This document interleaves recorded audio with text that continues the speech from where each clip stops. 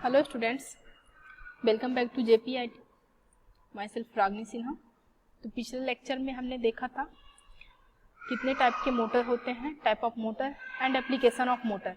तो चलिए आज के लेक्चर में हम लोग देखेंगे। हम लोग पिछले लेक्चर में पढ़ चुके हैं type of electric motor and application of motor. आज के लेक्चर में हम लोग देखेंगे basic equation of motor and characteristic of motor. Okay, तो फर्स्ट ऑफ ऑल हम लोग देखते हैं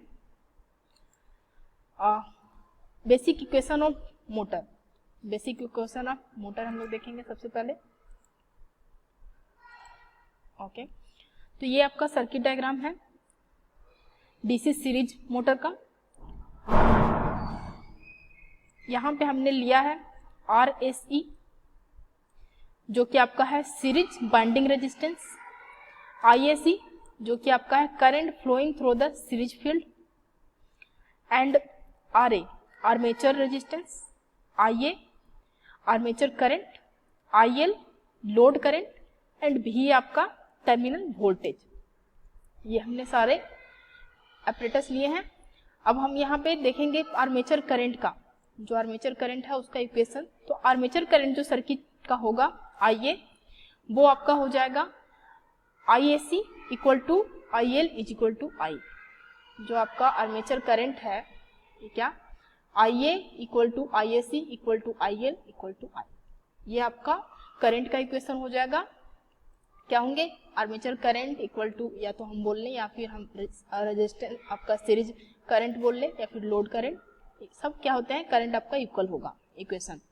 ओके, टर्मिनल वोल्टेज का देखें तो V इक्वल टू हो जाएगा EG minus I into total resistance. Total resistance क्या है, RA प्लस RAC है ना, RA प्लस RAC, ये हो जाएगा आपका I into RA plus RAC। Okay, आपका पावर जनरेटेड जो है, पावर जनरेटेड PG का इक्वेशन हो जाएगा EG इंटू I, और EG यहाँ पे क्या है, जनरेटेड EMF, और I यहाँ पे क्या है, करंट। एंड अगर हम देखें power deliver to the load का जो इक्वेशन है वो हो जाएगा PL is equal to V into I, total terminal voltage into current. Induced EMF, जो सर्किट में इंड्यूस्ड EMF हो रहा है वो हो जाएगा EG, जिसको हम बोल रहे हैं जनरेटेड EMF। ये हो जाएगा P into Z phi N divided by 60A, और ऐसा यूनिट इसका हो जाएगा वोल्ट, इसका यूनिट होता है वोल्ट, जनरेटेड EMF। यहाँ पे P हो जाएगा number of pole of the generator, and Z आपका यहाँ पे हो जाएगा total number of conductor in generator. Total Z यहाँ पे हो जाएगा total number of conductor in generator, and P आपका pole of the generator, and phi flux हो जाएगा आपका टोटल फ्लक्स जो प्रोड्यूस्ड हो रहा है ईच पोल में, वो हो जाएगा, ये आपका वेबर में होगा। एंड N यहाँ पे क्या, N हो जाएगा यहाँ पे स्पीड ऑफ आर्मेचर, आर्मेचर का स्पीड होगा N जो कि RPM में रहेगा। एंड 60A 1/60, यहाँ पे 1 रिवोल्यूशन हम ले रहे हैं, पर साइकिल रिवोल्यूशन जो हो रहा है वो 160। एंड A यहाँ पे हो जाएगा number of parallel path in which conductor are distributed, number of parallel path in which conductor are distributed. Okay, तो ये तो इक्वेशन है आपका डीसी सीरीज मोटर का। अगर हम डीसी जनरेटर की बात करें, डीसी शंट जनरेटर की बात करें, तो ये आपका सर्किट डायग्राम है डीसी शंट जनरेटर का। यहाँ पे हमने लिया है RSH, जो कि आपका RSH लिया है जो कि शंट बाइंडिंग रेजिस्टेंस है। ISH ये आपका current flowing through the shunt field. यहाँ पे RA जो हो जाएगा आर्मेचर रेजिस्टेंस, RA हो जाएगा आर्मेचर रेजिस्टेंस, IA हो जाएगा आर्मेचर करंट, एंड EG हो जाएगा जनरेटेड EMF, और IL हो जाएगा लोड करंट, और यहाँ पे V आपका है टर्मिनल वोल्टेज। तो चलिए देखते हैं इक्वेशन शंट जनरेटर का। तो जो आपका आर्मेचर करंट है उसका जो इक्वेशन होगा, शंट करंट, जो आपका शंट करंट है ISH plus load current ISH plus IL। Shunt field current का इक्वेशन हो जाएगा voltage upon shunt resistance V upon RSH। Terminal voltage देखिए, तो टर्मिनल वोल्टेज का इक्वेशन हो जाएगा जो आपका है V is equal to Eg minus IA into RA। V आपका हो जाएगा terminal voltage generated EMF minus armature current into armature resistance, and power generated PG का इक्वेशन होगा Eg into IA, generated EMF into IA armature current. अब power deliver to the load का जो equation होगा वो आपका होगा PL is equal to V into IL, voltage into load current. क्या हो जाएगा, जो टोटल वोल्टेज टर्मिनल वोल्टेज है और लोड करंट होगा वो आपका हो जाएगा लोड पावर, जो लोड का पावर है, जो लोड तक पावर डिलीवर हो रहा है उसका इक्वेशन हो जाएगा क्या हो रहा है, टोटल जो वोल्टेज यहाँ पे टर्मिनल वोल्टेज अप्लाई हो रहा है और लोड आपका करंट जो सप्लाई हो रहा है। एंड अगर नेक्स्ट देखें हम इंड्यूस्ड ईएमएफ का इक्वेशन तो हो जाएगा Eg equal to P Z phi N divided by 60A। क्या हो जाएगा, P Z phi N divided by 60A और यूनिट हो जाएगा वोल्ट। यहाँ पे P क्या है, P हमने देखा अभी जस्ट क्या है, number of pole of the generator. Z क्या है, number of the conductor of generator, and phi क्या है, produced flux each coil, and N आपका नंबर ऑफ स्पीड, यहाँ N क्या है, स्पीड ऑफ आर्मेचर जो कि RPM में होगा, एंड 1/60 रिवोल्यूशन है पर रिवोल्यूशन, एक रिवोल्यूशन, एंड A आपका है number of parallel path of conductor distributed. Okay, तो चलिए ये तो हम देख लिए बेसिक इक्वेशन है ना, DC शंट का और DC सीरीज का। अगर हम कैरेक्टरिस्टिक में आते हैं, ओके, अगर हम EMF इक्वेशन को थोड़ा सा और डिटेल में देखें तो आपका Eg क्या है, EMF पर पैरेलल पाथ, EMF जो जनरेट हो रहा है पर पैरेलल पाथ, तो जो निकल के आता है वो आपका EMF पर कंडक्टर, हर एक कंडक्टर में जो EMF जनरेट हो रहा है हम बोलेंगे, and number of conductor in series पर पैरेलल पाथ, तो जो EMF जो जनरेट हो रहा है पर कंडक्टर वो हो जाएगा P phi N divided by 60, and आपका number of conductor in series पर parallel path Z upon A। ये हो जाएगा आपका टोटल इक्वेशन जनरेटेड EMF का equation P phi Z N upon 60A volt. Okay, तो ये तो आपका था DC मोटर का आपका EMF इक्वेशन। अब अगर हम कैरेक्टरिस्टिक की बात करें तो characteristic of DC series motor देखते हैं। तो पहला जो आपका है torque versus armature, this is the curve of torque versus armature current. Torque T directly proportional होता है आर्मेचर करंट के स्क्वायर का, ठीक है। सेकेंड जो आपका है कर्व वो स्पीड वर्सेस आर्मेचर करंट है, N versus IA, and third one speed versus torque, N versus TA। तो फर्स्ट अगर हम बात करें टॉर्क वर्सेस आर्मेचर करंट की तो देखते हैं टॉर्क वर्सेस आर्मेचर करंट जो आपका है, torque developed in any DC motor is क्या होगा, डायरेक्टली प्रोपोर्शनल होता है फ्लक्स इनटू आर्मेचर करंट का। टोटल फ्लक्स जो जनरेट हो रहा है और टोटल आर्मेचर करंट है ना, flux generated and armature current phi into IA, torque होता है directly proportional. In case of a DC series motor as field current is equal to armature current, हमने देखा अभी जस्ट इसके पीछे इक्वेशन क्या, फील्ड करंट होता है इक्वल टू किसके, आर्मेचर करंट के। तो अगर हम देखें स्मॉल वैल्यू ऑफ IA क्या हो जाएगा, फ्लक्स डायरेक्टली प्रोपोर्शनल हो जाएगा IA का, है ना। अब therefore the torque in the DC series motor for all small value के अगर देखें टोटल स्मॉल वैल्यू के लिए तो क्या हो जाएगा, टॉर्क आपका हो जाएगा phi के जगह अगर हम I को रख दें, स्मॉल वैल्यू अगर हमने निकाला तो क्या था आपका phi डायरेक्टली प्रोपोर्शनल I का हो रहा है, तो T यहाँ पे अगर हम देखें तो IA इंटू IA क्या हो जाएगा, IA स्क्वायर, तो T डायरेक्टली प्रोपोर्शनल हो रहा है IA square. When IA is large, the flux remain the constant due to saturation।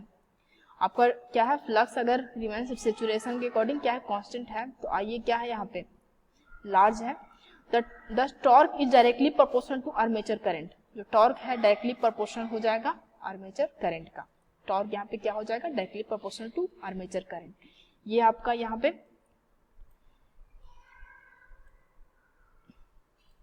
Okay, ये आपका यहाँ पे क्या है, ये आर्मेचर करंट एंड टॉर्क का कर्व है ना।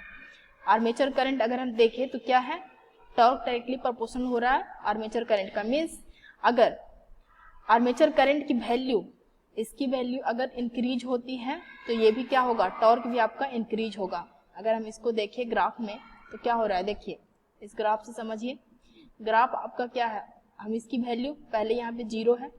अगर हम एक्स एक्सिस पे हमने क्या लिया है, आर्मेचर को, IA को, और वाई एक्सिस पे हमने टॉर्क लिया है T।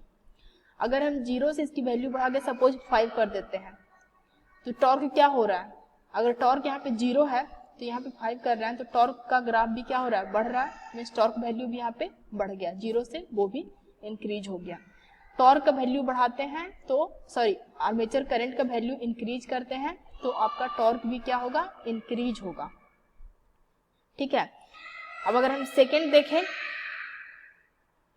Speed versus armature current, speed versus armature current, तो आपका इसका इक्वेशन जो हो जाएगा स्पीड का, इस n is equal to k into V minus IA into RA divided by 5। When supply voltage V is kept constant, अगर हम सप्लाई वोल्टेज V को क्या लेते हैं, कांस्टेंट रखते हैं। ठीक है, ये जो सप्लाई वोल्टेज V है इसको अगर हम कांस्टेंट रख रहे हैं तो आपका क्या हो जाएगा, speed of the motor will be inversely proportional to flux. जो आपका स्पीड है n, वो क्या हो रहा है, फ्लक्स के इनवर्सली प्रोपोर्शनल हो रहा है। n इज इक्वल टू हो जाएगा 1/5 हो रहा है, तो ये क्या हो गया, इनवर्सली प्रोपोर्शनल हो गया। In DC series motor field exciting current is equal to armature current, which is nothing but a load current. आपका क्या है, फील्ड एक्साइटिंग करंट है वो इक्वल टू होता है, जो फील्ड करंट IF होता है वो क्या होता है, आर्मेचर करंट के इक्वल होता है। तो आपका क्या हो गया ये, और आर्मेचर करंट भी क्या होता है, लोड करंट के इक्वल होता है। तो क्या हो गया, ये टोटली लोड करंट हो रहा है। ठीक है।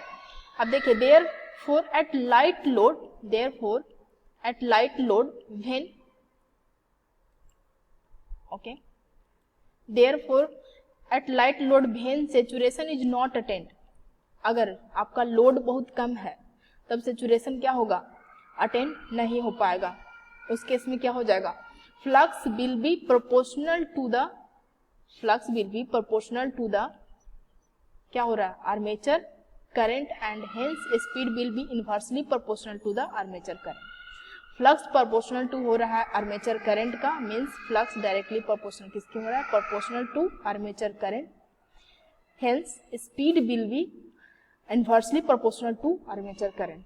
जब फ्लक्स हो गया आर्मेचर करंट का प्रोपोर्शनल, अगर हम यहाँ पे देखें तो यहाँ पे अगर हम flux is equal to armature current रखते हैं तो क्या हो जाएगा, n is equal to 1/IA।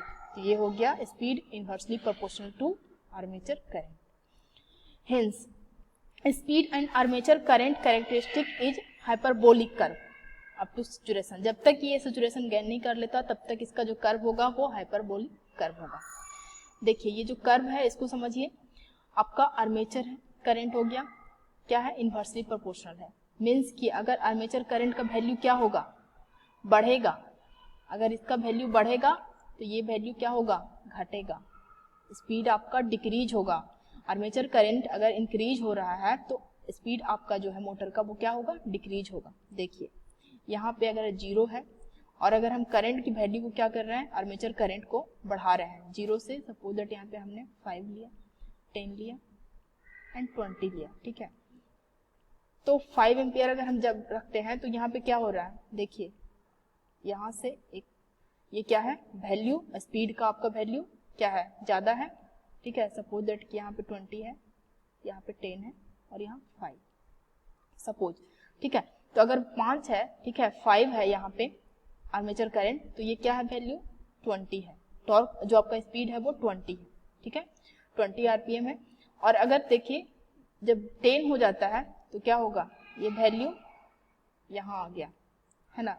उस तरीके से अगर ये वैल्यू यहाँ पे आ जाता है, आपका बढ़ाते हैं 20 ले लेते हैं तो ये क्या और डिक्रीज हो गया।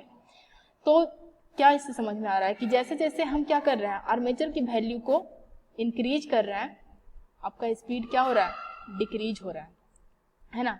जैसे जैसे हम क्या कर रहे हैं, आर्मेचर की वैल्यू को बढ़ा रहे हैं, वैसे वैसे आपका स्पीड डिक्रीज हो रहा है। ठीक है, अब अगर हम देखें नेक्स्ट, तो ये है स्पीड वर्सेस टॉर्क, है ना। Speed versus torque characteristic okay, तो speed versus torque, characteristic of DC series motor. The speed versus torque characteristic of DC motor, DC series motor will be similar to the speed versus armature current.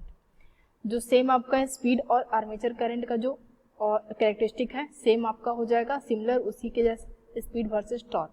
यहाँ भी अगर हम देखें तो आपका जो armature current है उसका वैल्यू अगर बढ़ रहा है तो स्पीड क्या हो रहा है, डिक्रीज हो रहा है ना।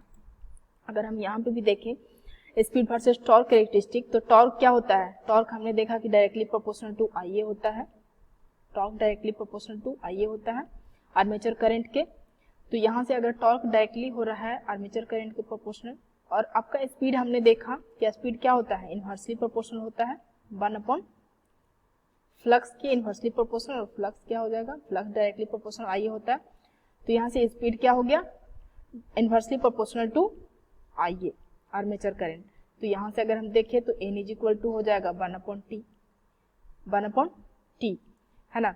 N अगर देखें तो N क्या हो जाएगा, N is equal to 1/TA। तो आपका टॉर्क हो जाएगा, आर्मेचर करंट के डायरेक्टली प्रोपोर्शनल होता है, हम आर्मेचर करंट के जगह पे यहाँ पे रख सकते हैं TA। तो ये क्या हो गया, इनवर्सली प्रोपोर्शनल। स्पीड भी क्या हो रहा है, सेम जैसा कि आपका स्पीड वर्सेस आर्मेचर करंट में जैसा कि हमने देखा कि इनवर्सली प्रोपोर्शनल स्पीड के इनवर्सली प्रोपोर्शनल हो रहा है आर्मेचर करंट। टॉर्क में भी क्या होगा, स्पीड आपका टॉर्क का इनवर्सली प्रोपोर्शनल होगा। मीन्स अगर टॉर्क की वैल्यू यहाँ पे बढ़ेगी तो स्पीड आपका डिक्रीज करेगा, है ना। यहाँ भी देख लीजिए, अगर ग्राफ की बात करें तो ग्राफ में ये वैल्यू क्या है, 0 है। अगर हम इस वैल्यू को जैसे जैसे बढ़ाते जाएंगे वैसे वैसे आपका स्पीड घटते जाएगा। यहाँ की बात करें तो यहाँ पे आपका स्पीड कुछ और है, यहाँ पे स्पीड आपका कुछ और है। और अगर देखें हम टॉर्क की वैल्यू को बढ़ा रहे हैं तो स्पीड क्या हो रहा है आपका, कम गया, डिक्रीज हो रहा है। और बढ़ाएंगे तो और घटेगा, और बढ़ाएंगे इसको तो और ये डिक्रीज होगा। मीन्स कि जैसे जैसे हम टॉर्क की वैल्यू को बढ़ा रहे हैं, जो यहाँ पे आपका टॉर्क है, जैसे जैसे हम इसकी वैल्यू को क्या कर रहे हैं, बढ़ा रहे हैं, तो आपका स्पीड घट रहा है। ठीक है, तो ये तो था आपका characteristic of DC series motor. अब हम इसके बाद नेक्स्ट वीडियो में बात करेंगे characteristic of DC shunt motor का।